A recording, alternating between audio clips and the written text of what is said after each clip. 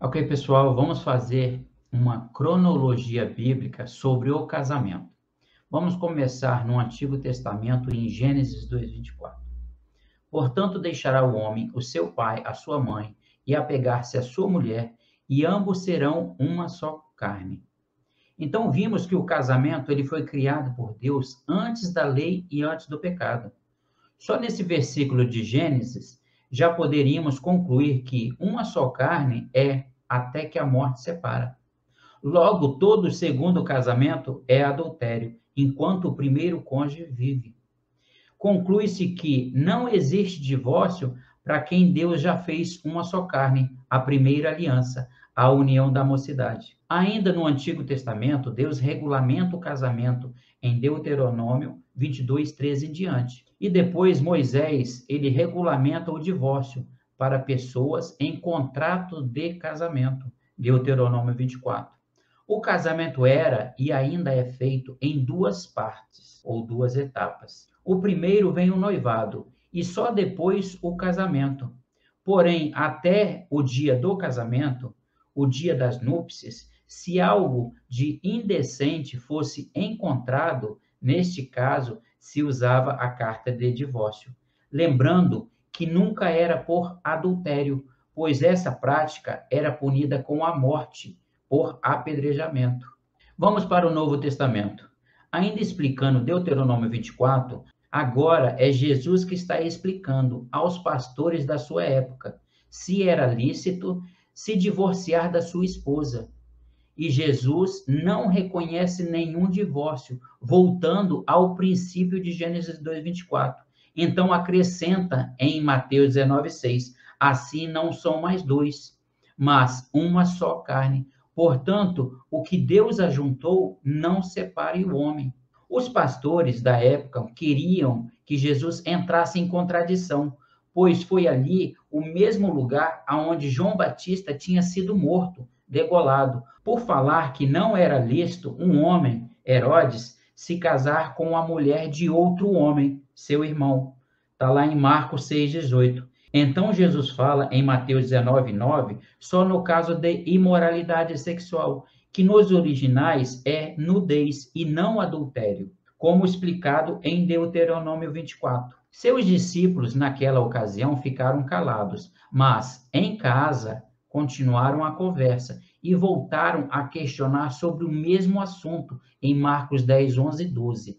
Jesus disse: qualquer que deixar a sua mulher e casar com outra, adultera contra ela. E se a mulher deixar o seu marido e casar com outro, adultera. O mesmo falou em Lucas 16:18. Qualquer que divorciar da sua mulher e casa com outra, adultera. E aquele que casa com a divorciada pelo marido, adultera também. O apóstolo dos gentios, Paulo, também ensina, agora preste atenção na palavrinha vivendo ou morto, no texto de Romanos 7:3. Vivendo o marido, será chamada adúltera se for de outro homem, mas morto o marido, livre está da lei, e assim não será adúltera se for de outro marido. Ele não reconhece como marido se ela se casar, ele coloca como homem, mas morto o marido, agora ele já reconhece como marido. Então, Jesus está falando, se ela se unir a outro homem, ela está em adultério. Mas se o marido morrer e agora ela se unir a outro homem enquanto seu marido está morto, agora Jesus já reconhece que é um marido. E Paulo, ele continua em 1 Coríntios 7:10. Todavia aos casados mando, não eu, mas o Senhor, que a mulher não se aparte do marido. Vale também para o homem. E Paulo, ele continua. Observe a palavra de novo, vivendo ou morto, em 1 Coríntios 7:39. A mulher casada está ligada todo o tempo que o seu marido vive, mas se morrer o seu marido, fica livre para casar com quem quiser, contanto que seja no Senhor. Agora, se depois você ainda tiver alguma dúvida se pode casar após uma traição, olha o que Paulo fala em 1 Coríntios 7:11. Mas, se apartar, que permaneça sem casar, ou então reconcilie-se com o marido, e que o marido não se divorcie da sua mulher. Então, meus amados, vocês viram que o casamento, ele é indissolúvel. Só o que separa esse casamento é a morte do primeiro cônjuge. Agora eu faço um convite, eu gostaria que você refutasse esse estudo, essa cronologia bíblica, e que você possa me mostrar aonde que existe um respaldo para que uma pessoa case pela segunda vez com seu primeiro cônjuge vivo. Assim você vai poder estar mostrando para a sua instituição religiosa, aonde o seu líder, ele já está em um segundo casamento, ou seja, essa instituição, ela já começou dentro de um adultério, porque a primeira esposa do seu líder, ela é viva, e hoje, dentro da sua instituição, a qual você é pastor e mestre, professor teólogo, tem mais de 20 pessoas dentro de um adultério. Ou seja, o que você está ensinando para essas pessoas, meu irmão? Você sabe que nós, mestres, nós seremos julgados com mais rigor.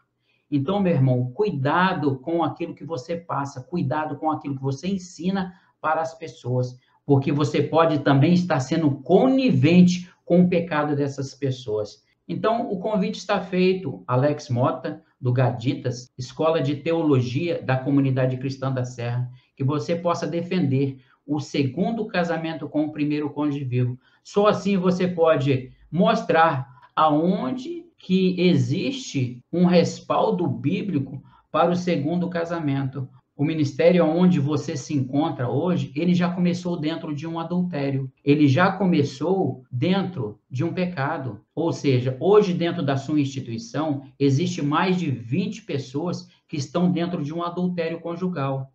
Ou seja, essas pessoas procuram ajuda pensando que vocês vão poder instruir ela dentro de um caminho, ou seja, dentro da palavra, mas vocês estão levando elas para outro caminho. E a Bíblia, ela chama de cegos guiando cegos. Ambos cairão, meu irmão. Então, meu irmão, os que ensinam serão julgados com mais rigor. Então, eu gostaria, meu irmão, que nós possamos fazer uma live onde você expõe o argumento aonde, dentro da própria palavra de Deus, que existe respaldo para um segundo casamento com o primeiro cônjuge vivo. O convite está feito. Deus os abençoe.